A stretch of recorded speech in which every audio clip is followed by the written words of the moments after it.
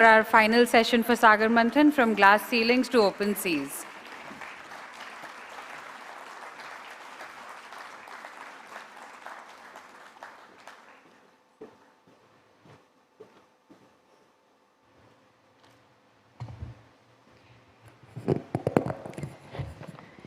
If I may call you Roopa and Dilna, is that okay? What a pleasure to be here, seated with both of you. And for all of us here, I think it's an honor to have you here to speak with us, to share your stories. And I think it's really a good, like she said, valedictory closing session for Sagarmanthan 2025. With that, I begin. The maritime world is charting new frontiers, and women are increasingly steering the course, from decks of maritime missions to the highest levels of policy and leadership. Today, we celebrate two remarkable naval officers, Lieutenant Commander Roopa Alagirisamy and Lieutenant Commander Dilna K, who have redefined the global maritime narrative through their journeys of resilience, leadership, and transformation. Both officers were part of Indian Navy's Navika Sagar Parikrama's ambitious mission, a pioneering circumnavigation of the world under one sail on board Tarini. Yes, relying solely on wind power. Dilna and Roopa were also the first Indian pair to achieve the feat in a double-handed mode, showcasing India's naval expertise, operational excellence, and maritime innovation. The mission demonstrates teamwork, endurance, and determination, a milestone in India's maritime history. As part of Sagarmanthan, the Great Oceans Dialogue, where we collectively reflect on the churning of the ocean to bring forth new ideas and inspiration, this session reminds us that true transformation often begins with courage and collaboration. Through their stories, let us explore what it takes to break barriers, navigate challenges, and create more inclusive oceans for the next generation. Okay, so for example, we were just discussing yesterday and backstage as well, 25,400 nautical miles in a voyage around the world on wind power. We want to know what were you even thinking? So could you maybe each of you tell us in terms of what was the idea behind the mission and how it began, and what is the journey that you both took? Roopa, I'll start with you. It's an absolute pleasure to share our stories here amongst so many inspiring people from so many inspiring countries. And so the Sagar Parikrama is a legacy of Indian Navy, and it has been going on for a decade. And this is the fourth time that, and I would proudly say that Indian Navy is the only defense organization where it has done and supports circumnavigations, which is going around the world on a sailboat. We didn't do it once, twice, but this was the fourth time that we've completely, successfully completed it. Okay. Okay. And this time it was different and quite challenging, where it was just two of us on the boat. And it was a dual-handed circumnavigation where we sailed on board INSV Tarini, and as you mentioned, we went around a planet Earth, and it took us around 238 days, which was around 8 months. Oh my God, wow, that deserves a round of applause. Lovely.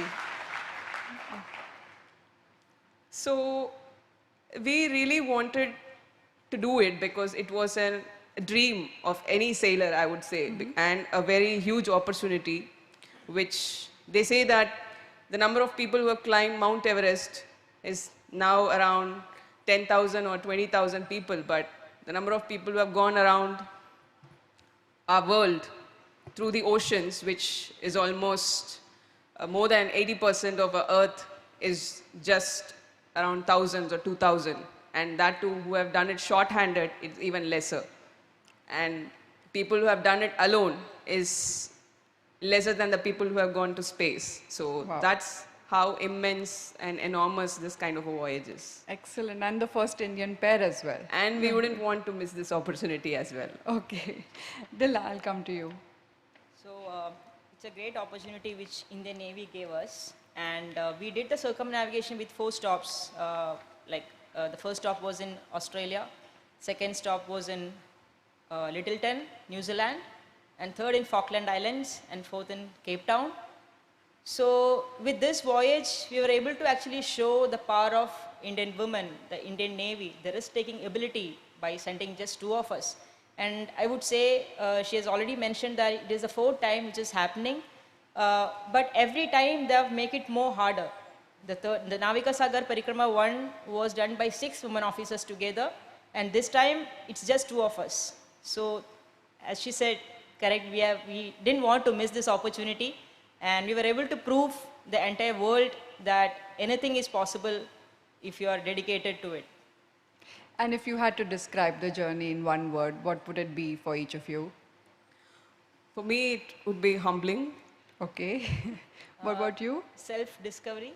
Okay, lovely. That's a great words as well.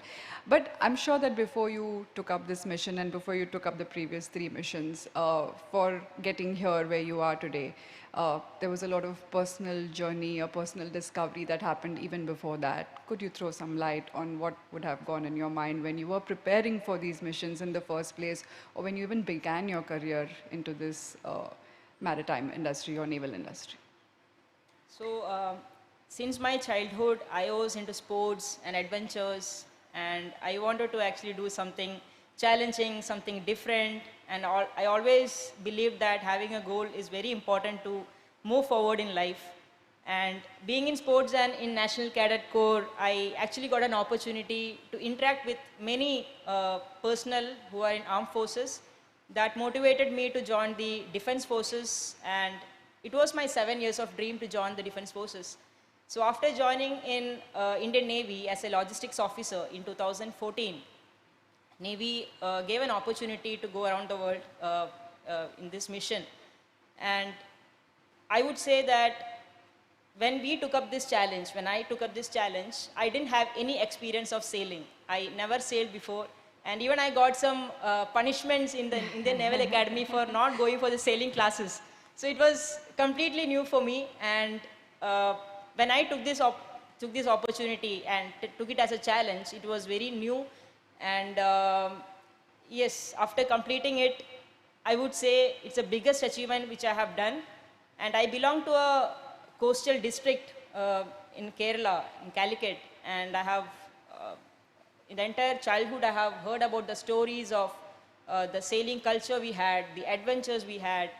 So it was a special journey for me, and I was fascinated by sea since my childhood.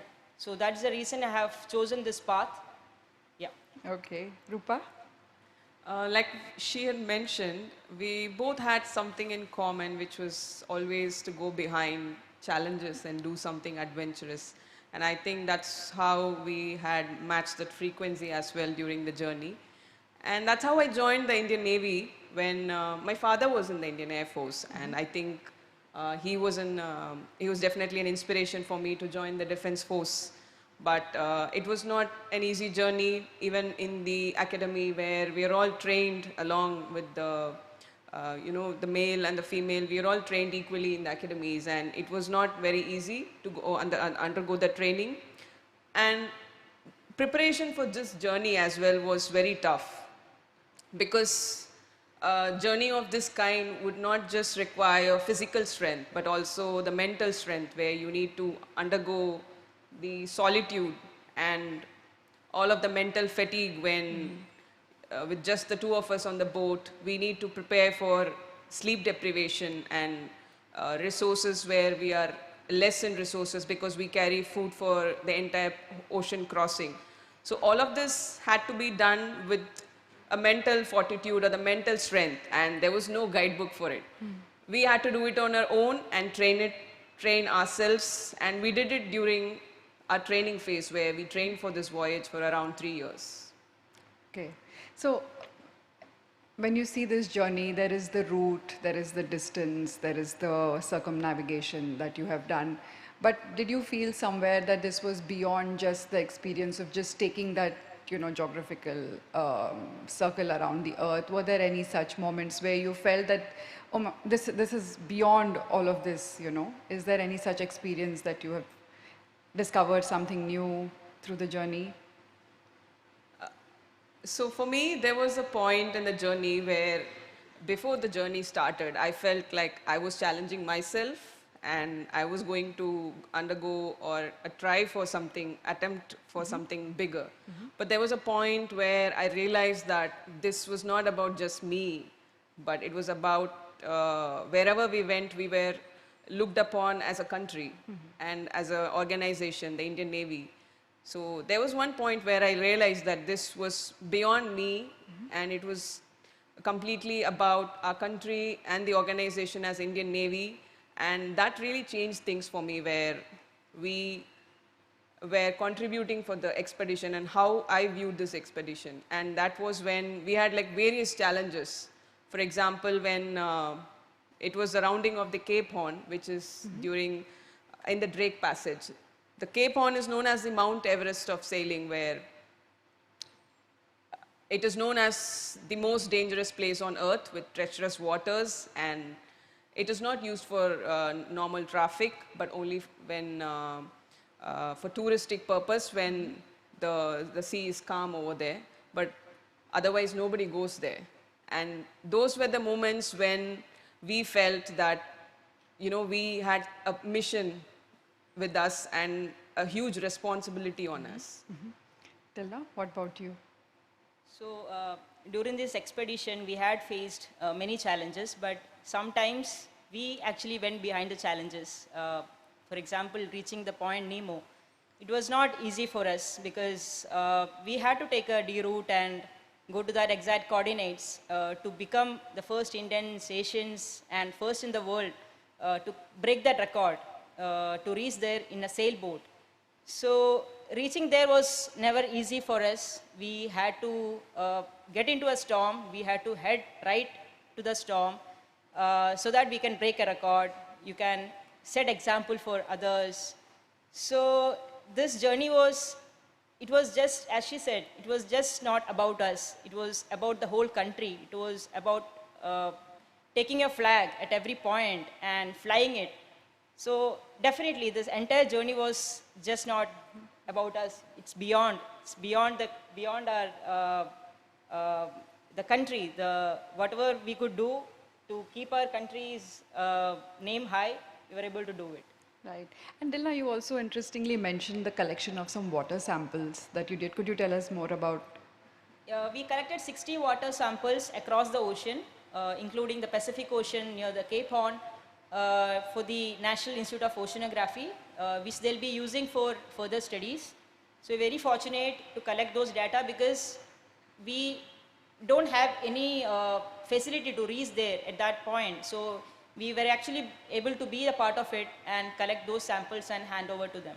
Okay. And were there any such unexpected incidents that happened and then you felt we overcame something that we wouldn't have ever thought of overcoming while at sea? They were, every day felt like that. I'm sure. But if I have to mention one incident, it would be the rounding of the Cape Horn, where we hadn't slept for more than a day. It was around 36 hours of sleeplessness, where the weather was really rough and we had to round Cape Horn. And we had planned this entire journey around Cape Horn, where there was a weather timing where we had to round Cape Horn between January and February, and that is the austral summer. So that is when it truly tested our limits, I would say, where there was complete mental fatigue and physical fatigue, and we didn't know that we would see the next sunrise. Actually, the motivation was to see the next day's sunrise. But those were moments when we were really frustrated, exhausted, but that actually showed us what we are capable of, what I'm capable of, and how we can push our limits if we really wanted to. In fact, that was one of the questions I had for you, whether when at sea, was it sunrise or sunset? What would excite you most? When, yeah, like, you know, when days were calm and nice, the sunsets are really beautiful. Okay. With unbelievable colors. But during stormy days, it would be the next day's sunrise, which looks more exciting. Okay, what about you, Dilna? It's sunsets. It's Okay. very beautiful, seeing the sun rising from the horizon. And during the stormy days, you will actually think of, you would want to see a sunrise for around 10 to 20 days. We have never seen a sun rising or, because it's all stormy, it's all cyclones, it's the friends coming up every 2 weeks. So definitely it's sunset for me also. Okay. And I'm sure when you came back, there must have been a moment when you came back to land. And what was that one feeling that you got that, okay, this mission is now over? Were you looking for your bed at home, or what would have been that one thing that made you realize, okay, the mission is now over? Actually, I had mixed feeling about coming back. Okay. Although I wanted to complete the journey successfully, but I was really feeling that I would miss the sea, and it was a feeling that something immense and something big was coming to an end, and that was really the goal for me for last few years, and I was going to complete it. But there was one point where we crossed the track, where we intersected the track where we left 8 months back. So that is called as tying the knot. Okay. So that was a point where I really realized like how far we've come, you know, like leaving Goa and then coming back to the same place after 8 months. And that was a really very profound moment for me. And even now, every day is a realization for me. Like, you know, the weather is bad and we have multiple low pressure here in the Arabian Sea and the Bay of Bengal. And now I'm comfortably sleeping in my bed, watching the weather going bad inside a room, inside my own comfort zone. But few months back, I was there in the receiving end, inside of all these storms. So every day is a realization that the journey is over. Dilna, what about you? On 29th of May 2025, we came back, and there was a line which, that was a finishing line actually. So when we crossed that line, it was immense proud, and we don't know how to explain. It was a mixed feeling as well. Because we were dreaming of that moment for past 4 years, including the training period and this 8 months of sailing. So that was the moment where I actually felt that it's over, but it took some time, almost a month, for the reality to hit that we have completed it successfully. Rest, everything was just a noise for me, all those 1 month. Right. And of course, when you took this journey and when your mission started, you mentioned you had, you know, to go through training and punishments and all of that that came your way. But could you just tell us on probably the role of your mentors or your role models that could have guided you through this to help you achieve this success? So we were trained under many experienced skippers of Indian Navy. Initially, we mentioned we had trained for 3 years. The initial 2 years, we trained under experienced skippers, going to many places for the preparatory ocean sailing expeditions. And the last 1 year of training, when we shifted from the 6-member crew to dual-handed, we got trained under the mentorship of Commander Abhilash Tommy.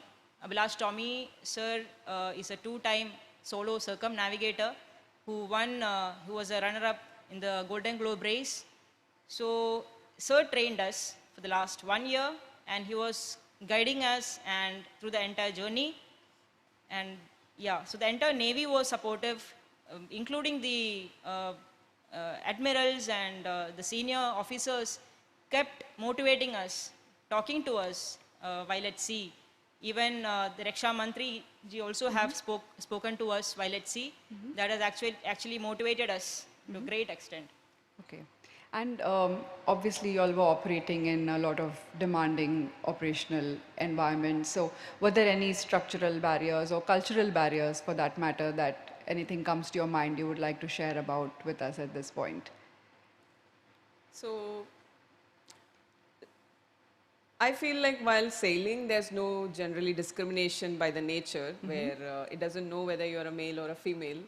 But yes, as Indian women, we do have certain cultural barriers and expectations where we are expected to accomplish certain things at certain points of life. But I feel great things can be done when you think beyond the barriers which are set in front of you. Yeah. And so now when we look back, they don't seem greater to me. Okay, lovely. That's a great answer. What about you, So Dilna? there were some doubts like about our physical strength, the mental resilience, and the expertise at the maritime sector, like while sailing.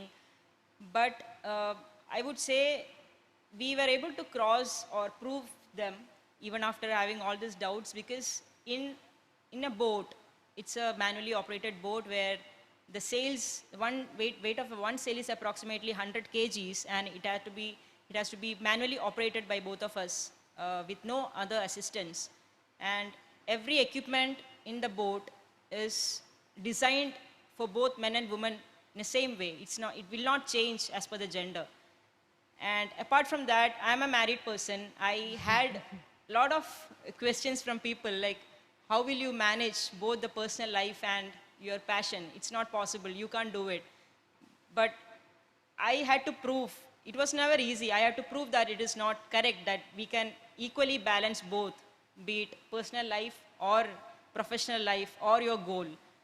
So I think that was something which I need to put across, that anything is possible, even if you're married, not married, it's just about your mindset.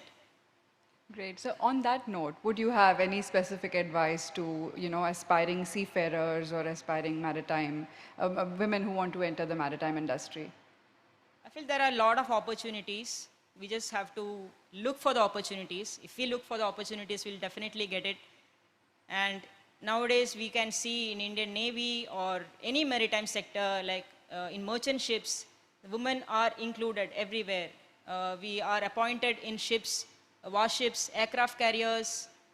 Even we are appointed as commanding officers of the warships, pilots, observers, and even NDA, the National Defense Academy, is also including women since 2021. After 12th standard, you can go to the National Defense Academy. So these are a massive growth which have happened in the maritime sector, even the opportunities for the women which has happened in the recent years. Sure. And if you had, I mean, both of you are superpowers here for us here, but if you had one superpower at sea to help you on the boat in your difficult times, who would that be? What would that be? One thing we really struggled with was the sleep, to manage sleep with just both of us on the boat, because sleep was very short and it was a calculated risk which we had to take, navigating safely through the storms and through the traffic. So if there was a superpower, I would want no sleep at all. Okay. So that I don't want to sleep at all. What about you, Dilna? I would like to produce more wind when Vinatme sails, when there was no wind. There were times where we were becalmed for days and we had to drift for miles. So that was a time when we tested our patience. So if I had a superpower, then I would want to generate some wind. Wind. That's fair. Roopa, you also mentioned to me about your experiences with all the coastal communities along when you travel the coastal geography of the world. So could you share with us some experiences from how they would have been supportive, or how was it that they helped you? So we learned a lot while sailing across the Indian coastline. We learned, it was a slow, nothing from the textbook. It was just by sitting and observing what these people do. So the fishermen, they're very curious. So they come closer and ask, they see a sailboat. Some might not have seen a sailboat before this. So they come close and ask. They're just curious, and some come close and ask, like, are you just both of you on the boat? Like, what are you doing and all? So we just have a conversation, quiet conversation. This just happens when there's no wind and we are slowly drifting. And we learned a lot about these fishermen, how, we are a sailboat with a superior technology for navigation and all of these. But they do not have such equipments and, no modern equipments, and a small boat with, loaded with 7 to 10 people. They're out there at the sea for, I'm not sure how many days or months. But there was something to learn from them, which is what I felt, because one word I would use for our fishermen community is the resilience. What they do, and I would really want to, go out to the sea with them once, because I feel they have immense knowledge with them, which they have acquired through the years of going out to the sea. And that was a really very good experience. And there are different fishermen at different coastlines. And I've heard that they know the earth and they know the water like the back of their hand. They know how to read the water. They know how to read the weather. Without any navigation equipments, they can come back to the same place without any modern equipments, and they go out to the sea depending on the moon phase to catch a different specific kind of fish. So that is the depth of knowledge which they have, and I feel that we as a maritime country have to preserve such knowledge and share such knowledge. Sure. And I think we are also running short on time, but before we close, I have just one question for each of you. And of course, there are a lot of students sitting here as well, and a lot of young people in this audience as well. So you've both literally sailed the world. If you had to send one message across the oceans to every young person, every individual watching and dreaming of their own voyage, what would you say? What would be that one word, one sentence that you would like to convey? So I would want to say that, we all have our own comfort spaces. I have my own comfort spaces. And we all have our own unique path and journeys in life. I would not encourage everybody to, start sailing today. But in your own unique journeys, we all have our own comfort spaces, but which feels like, very safe and reassuring. But there's one point in life where we all would have faced that we have some big opportunity which is kept right in front of the table, and you are filled with self-doubt whether you're able to take it or you should take it. I would say go for it. Initial thought is filled with fear or self-doubt whether you will be able to make it, but the only person who's underestimating us is ourselves, not anybody else, because you limit yourself and you do not know what you're capable of unless and you go and try for it. So everybody should say yes to all the opportunities which is in front of everyone. Okay, Dilna, what about you? I would like to say, in life we all have different choices, different dreams, different goals, but every time it's just not about the end results. It's about the process you go through, how much dedicated you are each day, and how much consistent you are each day. So it's all about the process and how you enjoy it. And if you do that, the end result will be perfect. So that's what I want to say. Just be in the moment and enjoy the process and become something from that process. Thank you. Thank you so much for being with us here today. And of course, I think we're taking back resilience and leadership lessons from both of you. And of course, not to forget teamwork and collaboration. Thank you so much for joining us. Thank you, everybody. Over to you, Pulkit. Thank you. Thank you to you both. You've, I think, inspired a lot of people and made a lot of people emotional. So I think it was impossible for us to top something like this, which is exactly why you were our valedictory session. Can I invite you to the front of the stage for a quick photograph? And then we'll move to our vote of thanks.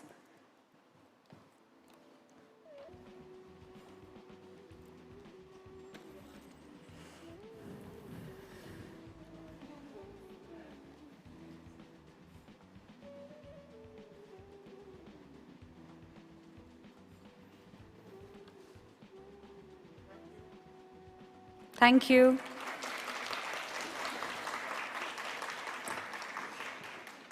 Okay, there's one more person standing between you and lunch. I'm not that person. So let me now invite my Vice President, Dr. Jaybal Naduwat, to deliver the vote of thanks on behalf of ORF and the Ministry of Ports, Shipping and Waterways.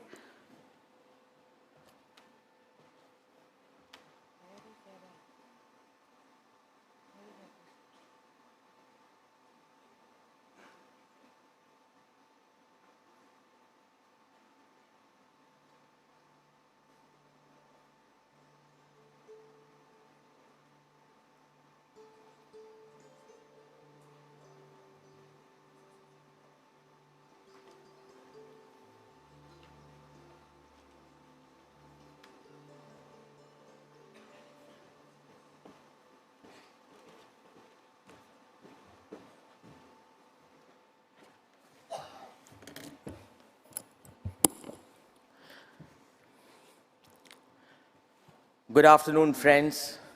What an inspiring session that was. Over the last 2.5 days,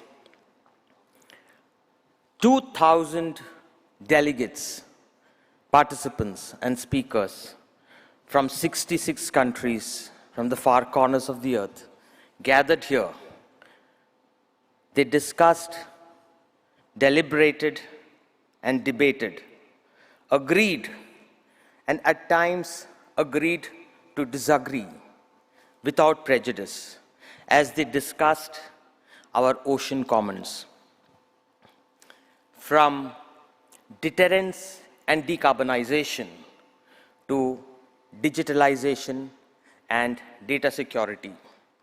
What was most heartening, however, was the spirit of camaraderie, the spirit of community, and the spirit of solution seeking. These are the qualities that we need in our world right now. Friends, this has been a project of great passion. People have worked on this for months on end to gather all of you here. And a belief that we can make this happen, a belief that India will be the global public square for conversations that matter in our time. But projects of passion cannot come to bear if there are no partners, patrons, and people who are willing to go that extra mile. So it's my proud privilege to recognize our patrons, partners, and our people. First of all, our deepest gratitude to our partners, DP World, the Kingdom of Netherlands, Gate Foundation, Konrad Adenauer Stiftung, and Norway. Thank you very much for your support and your belief in our ability to deliver. Sagarmanthan is co-hosted with the Ministry of Ports, Shipping, and Waterways. And without the support of MOPSW, this would not have been possible. And our deepest gratitude to Shri Sarbananda Sonowal, the Union Minister of Ports, Shipping and Waterways, Shri Shantanu Thakur, the Minister of State for Port, Shipping and Waterways, Shri Vijay Kumar, Secretary in the Ministry, Shri Sunil Paliwal, the Chairman of Indian Ports Association, Shri R. Lakshmanan, the Joint Secretary in the Ministry, Shri Venkateshpati, the Joint Secretary in the Ministry, and Shri Paras Parekh, the Advisor in the Ministry. And I would be remiss here if I did not mention the name of T.K. Ramachandran, the former Secretary in the Ministry of Ports, Shipping and Waterways. Heartfelt gratitude also to our speakers, our delegates and participants who have come from far-flung places of the earth. They have invested their time and they have invested their scholarship, they have shared their scholarship.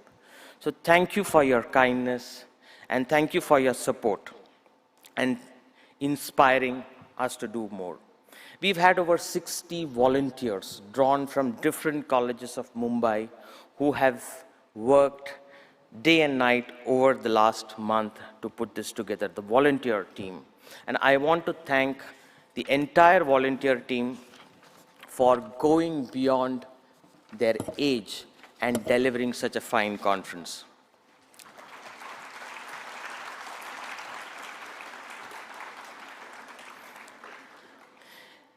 And finally, to my outstanding team at the Observer Research Foundation. You've done such an amazing job. And I would like for each of you to step onto stage, center stage, and get recognized. And as they step on stage, may I gently request you to keep the applause going and keep us motivated. So as I call your names, please step on stage. Anusha.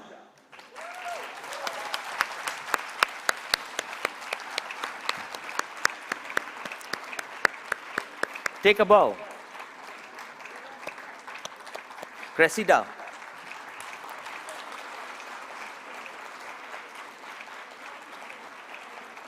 Darji Saab.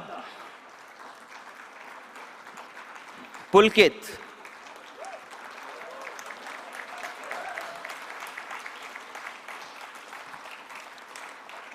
Soma,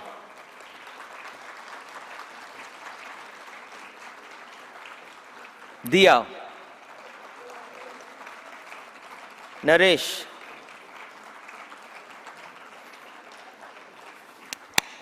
Sukmani,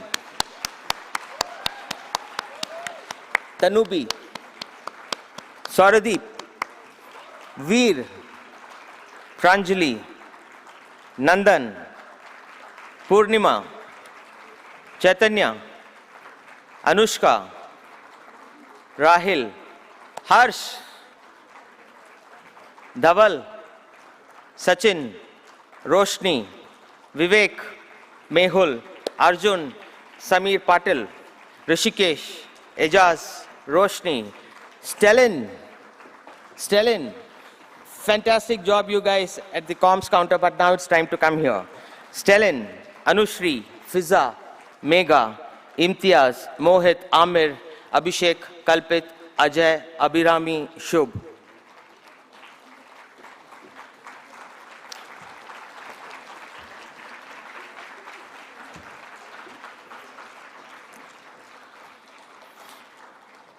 And last but not the least, Dr. Samir Saran, President of Observer Research Foundation, who is somewhere around, he's also the curator of this dialogue. And thank you, Samir, for being such an inspiration and for being the force of nature that has helped us put this conference together. So, ladies and gentlemen, a very round of applause to all our colleagues.